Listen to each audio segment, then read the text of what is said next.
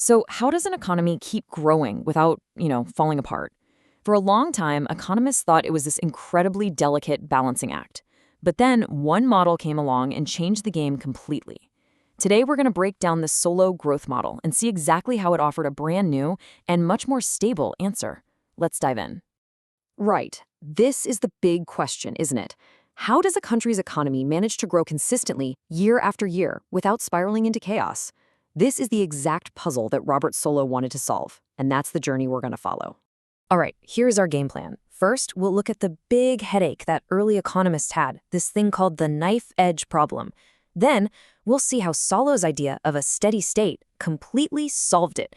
After that, we'll get into the secret sauce, technology.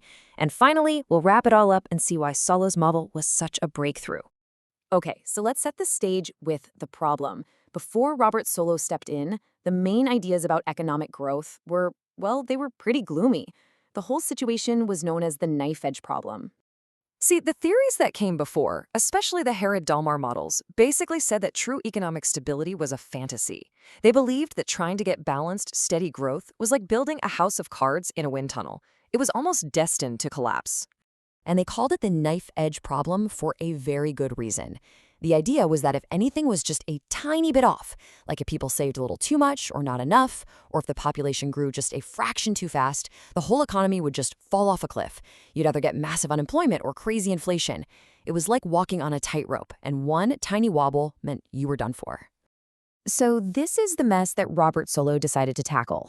He looked at this idea of instability and thought, hang on, maybe economies aren't that fragile. He came up with a totally new way of looking at things. Let's see what he did. Solow said, let's keep it simple. Long-term growth really boils down to three things. You've got labor, which is just the number of people working. You've got capital, all the machines, the factories, the tools they use. And then there's the really interesting one, technology.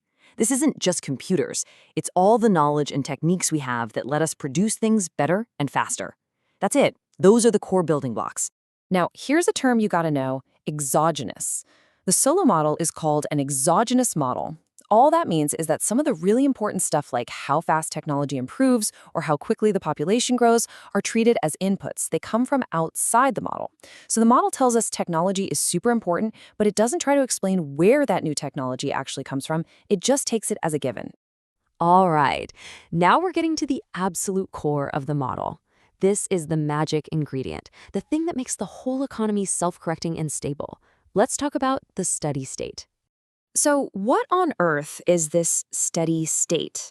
Think of it as a long-term cruising altitude for the economy. It's a point of balance where the amount of capital, so machines and tools, per worker becomes constant. The economy isn't chaotic anymore.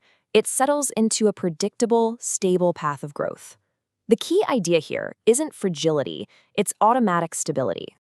And here's the brilliant part, how it gets there automatically. Look, if you get a ton of new machines faster than you get new workers, eventually each worker has so many tools that adding one more machine doesn't help much. So investment naturally slows down.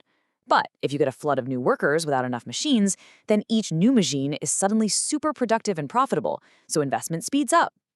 Either way, the economy pushes itself back to that balanced, steady state. See? No knife edge. But hold on a second. If the economy just settles into a steady state where things per person stop changing, then how do we keep getting richer? How do our standards of living actually improve over the long run? Well, that's where the model's X factor comes in, technology. Technology is the absolute game changer in this story. Better tech means we can produce way more stuff with the same number of people and machines.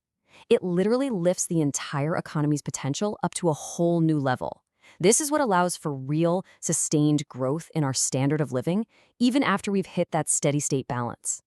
But remember what we said earlier? Technology is exogenous. And this is both the model's key insight and its biggest criticism.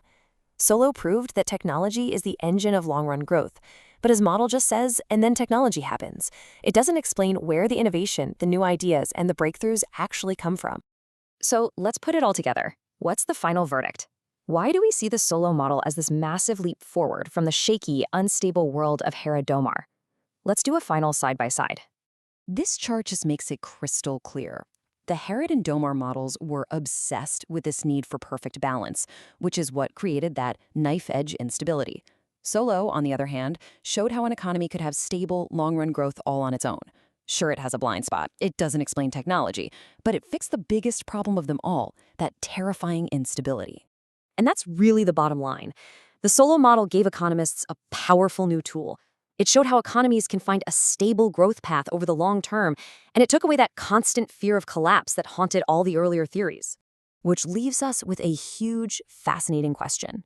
If we all agree that technology is the real engine of economic growth, then how does that progress actually happen? Where do new ideas come from? That's the puzzle that the next generation of economists would try to solve. Definitely something to think about.